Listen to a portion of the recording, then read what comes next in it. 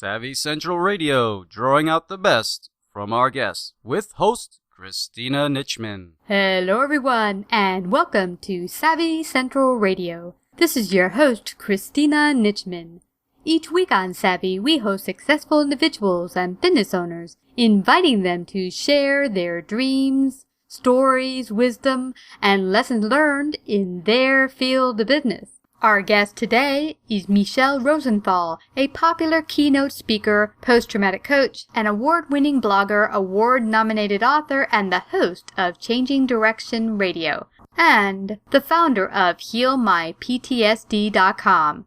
Today we discuss her new book, Your Life After Trauma, Powerful Practices to Reclaim Your Identity, offers a step-by-step process to help survivors answer the central question, who am I now? In ways that are practical, manageable, and uniquely tailored to the individual experience of life after trauma. To connect with Michele further, visit her website at thechangeyouchoose.com or healmyptsd.com.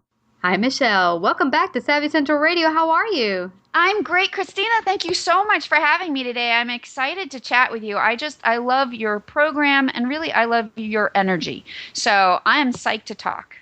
Oh, girl, I was so excited. The first time we met, I had actually heard you on a podcast, and I was really intrigued with the work you do. And then I invited you to come on my show, I think it was last year, where you spoke about your first book, Before the World Intruded, Conquering the Past and Creating the Future, your memoir, which was totally fascinating. I love the entire book. And today you're going to join us, and we're going to delve into your new book, Your Life After Trauma, Powerful Practices to Reclaim Your Identity. And this is going to be a really fascinating talk, and I know many out there might not know who you are and might have not tuned into the first interview. So fill them in a little bit about your work, how you came to working with post-traumatic stress disorder, and writing your new book. Absolutely. Well, as we discussed in our last interview, and so let's just start with a basic summary there. In 1981, I received a really terrifying diagnosis. And back in 1981, they didn't really know what to call it. Today, the media calls it burning from the inside out. I had an allergy to a medication that literally almost overnight turned me into a full-body burn victim. And by the time I was released from my quarantine burn unit room at the hospital weeks later, I had lost 100% of my epidermis. And so, you know, when you go through something that's life-threatening, up to 70% of the people that have what I had, which is called toxic epidermal necrolysis syndrome. There's a mouthful for you. But, think back to yourself when you're 13. What kind of coping skills do you have for some kind of life-threatening illness or for any kind of life-threatening experience? We don't have great coping skills. We don't even have a solid identity yet for who we are, or what it means to be us, or what it means to cope with dangerous things.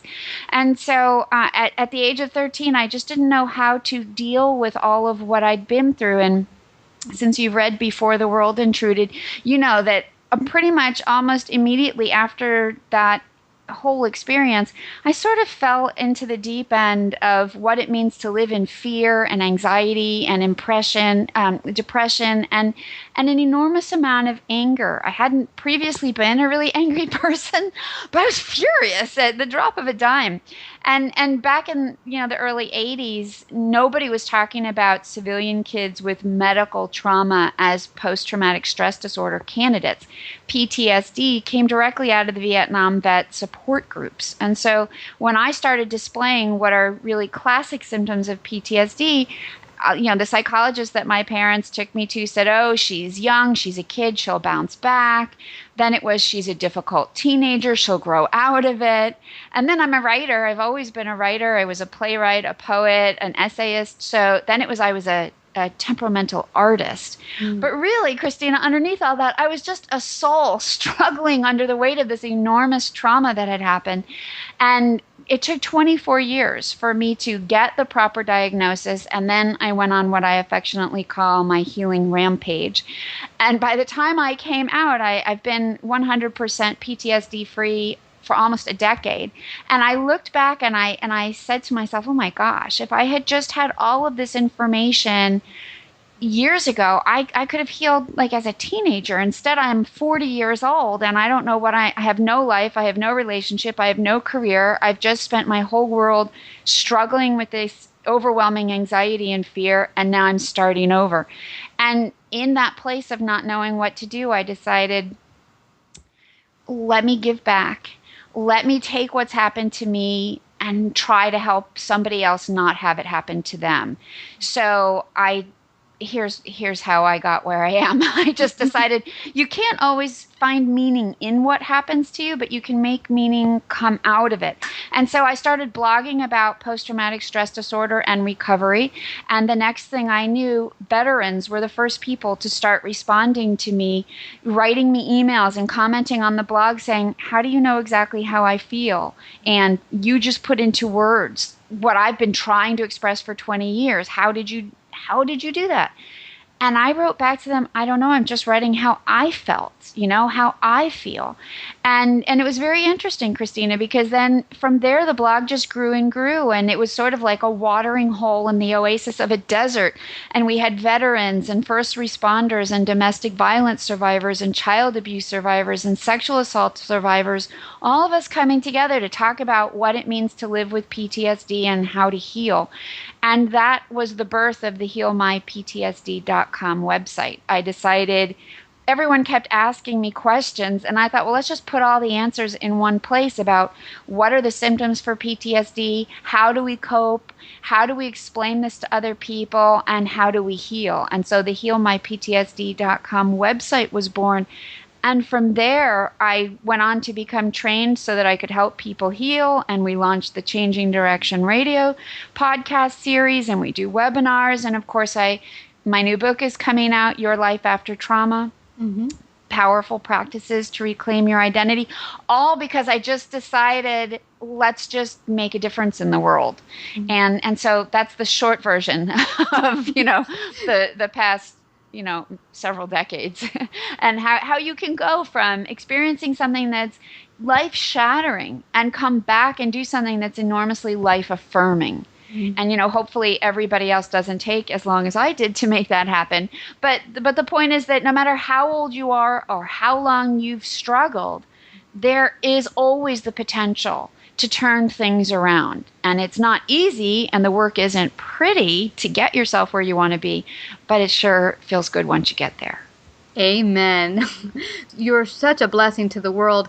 I read your book, and I grew up in a traumatic household with violence, a lot of violence going on as a kid, and I could relate to a lot of the case studies and to your clients talking about their post-traumatic stress disorder. Especially in my 20s, I had this intense anger and hate towards all males. And it left me in a constant state of fear, not trusting men in particular, always expecting the shoe to drop. And really what helped me at the time, and I wish I had your book back then, was really working on praying and forgiveness. So with God's help, I was able to forgive what had happened growing up and work through it. And even today, I would say I'm not totally perfect. There are times where things might come up. But reading your book was really intriguing for me because there might be some people out there who don't really see that, I went through a traumatic event, but I'm totally fine. I don't have post-traumatic stress disorder. Explain for our audience really what is post-traumatic stress disorder and how might you be affected by it and know that you might even have it? Well, the first place I think we should start, Christina, is by saying that up to 70% of all adults in the United States will experience a trauma in their lifetime, but only 20% go on to have post-traumatic stress disorder. Mm-hmm. So when we talk about this, it's important to distinguish you can have a trauma and go through acute stress, which is usually the first 4 weeks after an acute trauma, and maybe you see some sleep disturbances or mood dysregulation, or your emotions are all over the place, or you have a nightmare or two. That's your body and your brain recalibrating, synthesizing, integrating, and organizing the experience, and then it all lays to rest. So for the majority of the people, that's the process, and then they are done, and you'll remember what happened, but you don't have symptoms because of it. So it's very important, I think, that we frame our conversation to make sure just because you've had a trauma does not mean you have PTSD. It is possible to go through a trauma and rebound, and that's totally fine. For those of us who end up stuck in PTSD, some of the signs grow out of the acute stress period. And PTSD is only diagnosed when PTSD symptoms, and I'll get to that in a second, have been in place for more than 4 weeks and are becoming disruptive in the lifestyle, personally, professionally, socially. So PTSD categories for symptoms, there are 4. Arousal, where you're hypervigilant, you're always looking for and expecting the next bad thing that's going to happen. Maybe you have an exaggerated startle response. You're just always on edge. Re-experiencing, meaning you're always thinking about, you have intrusive thoughts that keep taking you back to something related to the trauma, or you have nightmares or flashbacks, that kind of feeling that you're going through the experience again. The opposite of re-experiencing, avoidance. You will not go back to anything that reminds you of that trauma. That can be you won't go to the place, you won't go into a conversation, you can't smell anything, hear anything, taste anything. You avoid it at all costs. And often that includes you avoid recovery, which I was very good at. And then the 4th, and this is the newest category that was just recently added, mood alterations, where you have a perspective that's consistently very negative, where you feel you're ashamed of what happened to you or guilty for what happened. So you see mood alterations. And when you put together those 4 categories and the different instances of what the symptoms look like in each category, 4 weeks of those, and they have to be really substantial enough to interfere with your lifestyle. Now, the thing is, it's sort of like, I like to call it, and this, I mean this with all due respect, but it's sort of like a Chinese menu. You have these 4 categories, like column A, B, C, and D. And then in each category, you don't have to have every single thing in the category. You don't have to have, for example, in the re-experiencing, nightmares and flashbacks and intrusive thoughts. You just have to have 1 or 2 of those, because we're all very unique and individual in how we experience the trauma, and also in the combination of symptoms that create a diagnosis for each of us that is post-traumatic stress disorder. So it's important to think about, don't put yourself in a box. Allow your symptoms to be what they are, and then see if they relate to PTSD. And the first way to start figuring this out is right on the healmyptsd.com website, under the symptoms tab, we have a self-test. Now, you cannot diagnose yourself with PTSD, and you definitely cannot do that online. But the value of the self-test is it's 22 questions based on the diagnostic criteria for post-traumatic stress disorder. You can take the test, score yourself, see if you fall within the range, and then print out the test and take it to a mental health professional and say, here's what I'm thinking. What does this look like to you? And have somebody who really knows how to do an assessment help you get a diagnosis. Wow, those are awesome tips. And we were talking before the interview, I had some very close friends who had gone through a traumatic event or crisis in their life, and they reflected, from my perspective, a lot of the things I heard from your clients in the book, which is this disconnectedness between who they were before the incident and who they are today. They're not quite whole or as good as they were beforehand, and they're less than. Why does that happen, and what can they do to get back to being their whole, full self again? To me, Christina, that's really the crux of the problem after trauma. And then so many of us struggle with what I really see as the true post-trauma identity crisis, meaning, before you were trauma, you were one person. Afterward, you've become someone else, and accepting and embracing and redirecting the changes of that dilemma constitute really the work of constructing your post-trauma identity, meaning who are you now and who will you become? And I think the biggest problem, and I did this for a long time, and you read about this in Before the World Intruded, I wrote about how much I wanted to just go back to who I'd been, and I tried to impersonate that girl who was just a regular 8th grader, who didn't think about what it means to face death, or I had an out-of-body experience, a near-death experience during my trauma, and that haunted and shadowed me in frightening ways for a kid. So I spent a lot of time trying to go back, and I hear so many survivors trying to do the same thing. And you're right. In your life after trauma, there are so many case stories of people who they try to go back to who they were before. And of course, it doesn't work. And that's really what your life after trauma is about. It's what do we do since you can't go back? You can't go back because you can't unremember what you've experienced. We are all the way down to our cells. We have memory throughout our brain. All of our neural pathways and all of our cells carry memory. So after trauma, it's not really about trying to forget what's happened to you. It's about learning how to live in the face of and despite what has happened to you. And I think it's that struggle that makes people become very disconnected, because we don't know how to live now. The world has changed. Before, we felt safe and secure and in control. Afterward, we feel none of those things. We're frightened and terrified and always looking over our shoulder. We're uncertain and unsure. And the disconnection happens in 3 really distinct ways. Number 1, you become disconnected from yourself because you're not who you used to be. You're not crazy about who you've become, and you don't know who you should turn yourself into or even how. So there's a big disconnect with the self, and then there's a disconnect with others. The people that knew you before, you're going to lose friends after trauma. Sometimes you even lose family connections because there are people who are not going to be able to understand what it means to survive a trauma and how that's going to change you. Many of us find that our priorities shift after trauma. The things that we were interested in before, we're no longer interested in.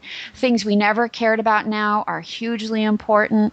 So friends, and even unfortunately some family, aren't going to be able to understand what those changes mean or how to relate to you. Some people just are frightened of trauma. And so they don't know the right thing to say, and so they pull back. So you become disconnected from other people because of their responses and also because of yours. You may just not want to be around anybody who's going to ask you, how are you? Because you don't want to have to tell them how you really feel, and you get sick of faking it. So we get disconnected socially that way. And then the third way we become disconnected is from the world at large. Trauma changes how you perceive yourself in relation to your place in the world. And in light of that change, we withdraw because we don't know where we fit in. And rediscovering that is really a lot of the work of your life after trauma. It's a whole book about figuring out, how do I heal this disconnection with myself? How do I heal this disconnection with others? How do I heal this disconnection with the world so that I reclaim and actually choose and build a new identity, what I call the new you, so that it's something that feels good. I love that, because some of my close friends who have mentioned, oh, I'm just not the same person I was much better back then, before the crisis or trauma. I feel really bad because to me they're awesome people now.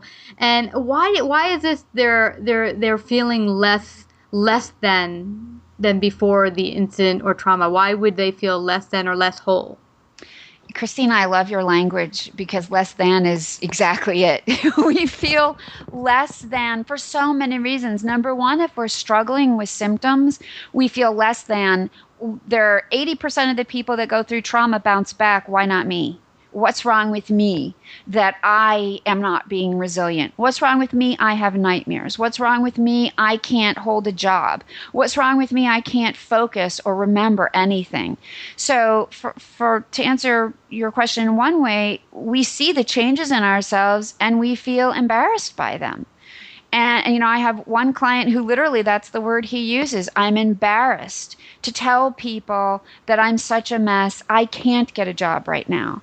And so we feel less than because we're not living up to the standard that we ourselves place for ourselves, or even society and our culture. But the fact is, there are times after trauma that you need the world to stop so you can get yourself back to wholeness. And that's reasonable. And most of us survivors really struggling with PTSD do take time off from the world, from relationships, from work, from friends, just to focus on the healing process.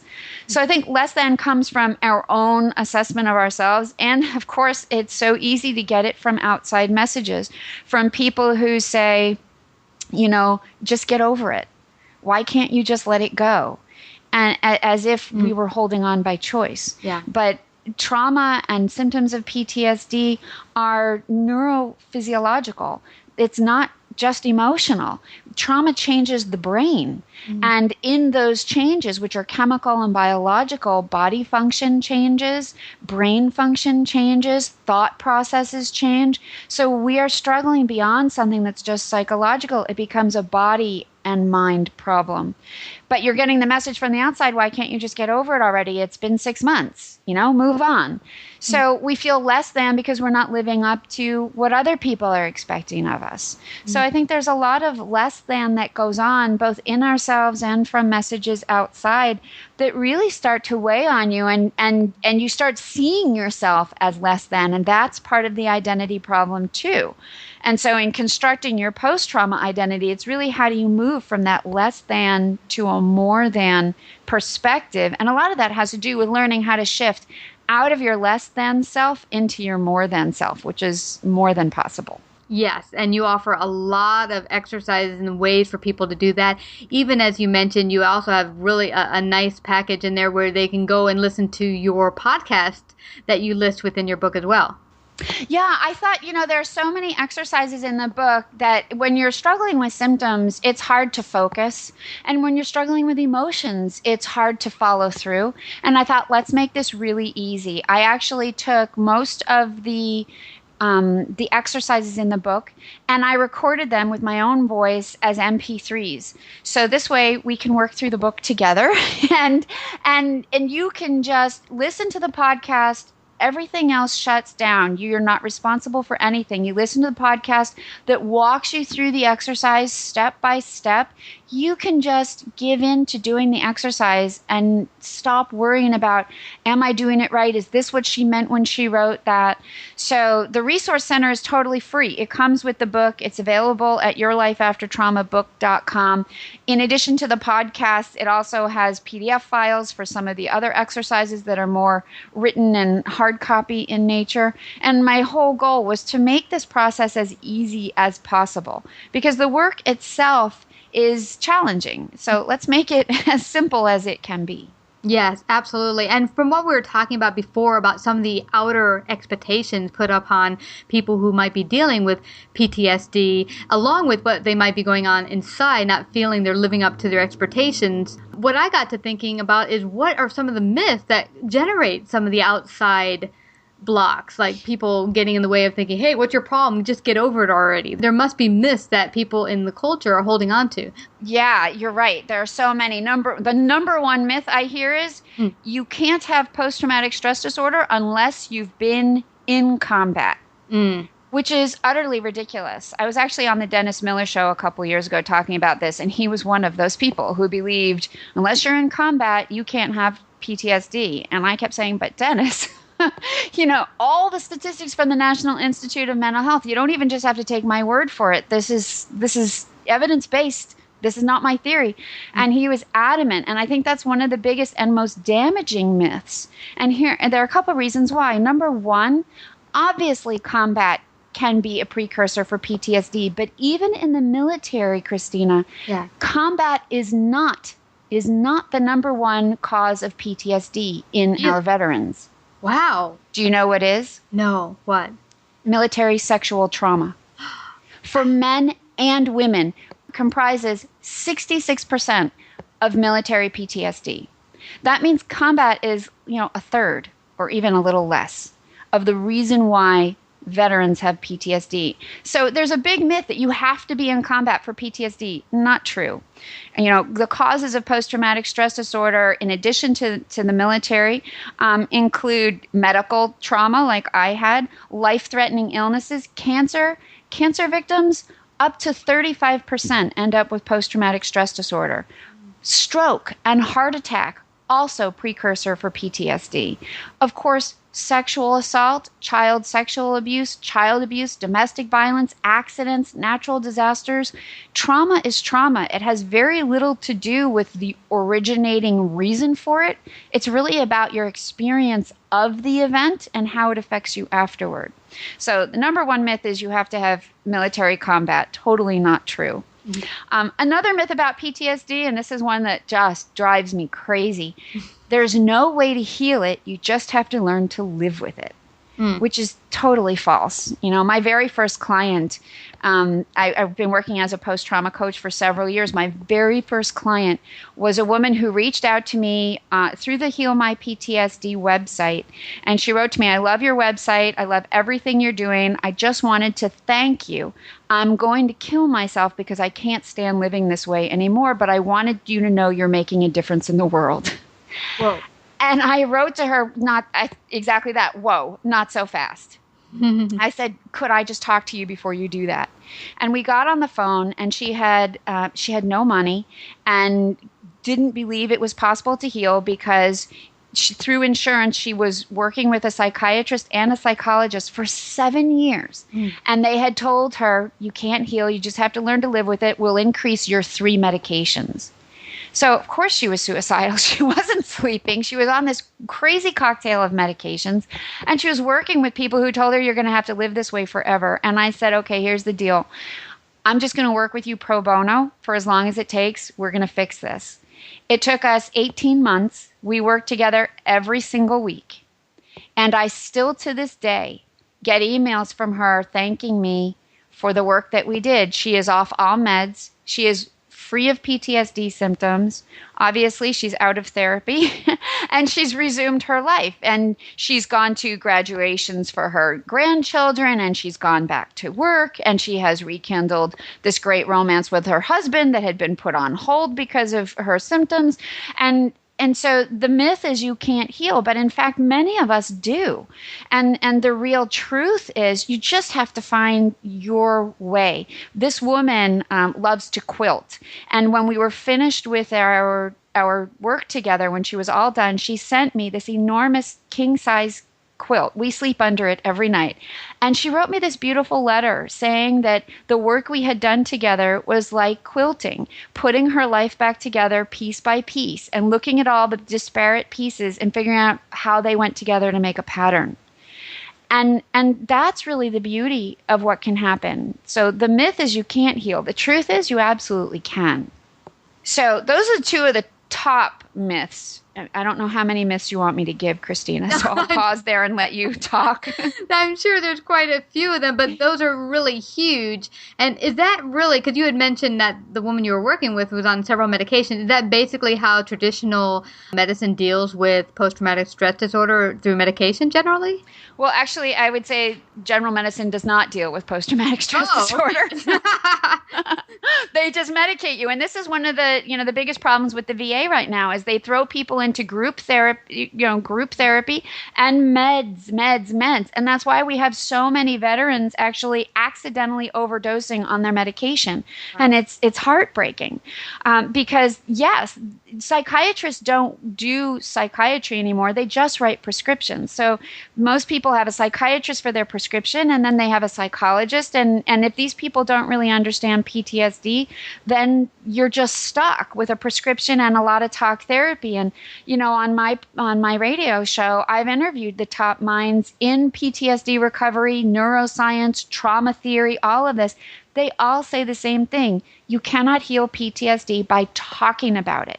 So if you're on medication, there's a use for medication. There's a real need for it. I have some clients who I actually recommend to them, we need to get you stabilized. And we cannot do the recovery work that we want to do unless your emotions are stabilized.